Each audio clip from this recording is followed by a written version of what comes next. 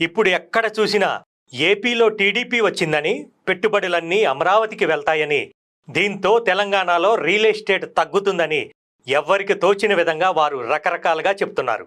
కానీ ఇవేమీ నిజం కాదు.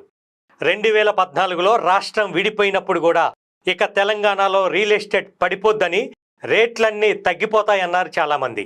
కానీ వాస్తవం ఏంటో మనం మన కళ్ళతోనే చూశాం. ఎందుకంటే హైదరాబాద్ పోటీ పడేది చుట్టుపక్కల రాష్ట్రాలతో కాదు, ప్రపంచ దేశాలతో అభివృద్ధిలో పోటీ పడుతోంది. హైదరాబాద్ అభివృద్ధి చెందిన మహానగరం. ఇక్కడ ఉన్న పొటెన్షియల్ మరెక్కడా లేదు. ఇక్కడ ఉన్న భౌగోళిక వాతావరణ పరిస్థితులతో ఐటీ, ఫార్మా కంపెనీలు విస్తారంగా అభివృద్ధి చెందుతున్నాయి.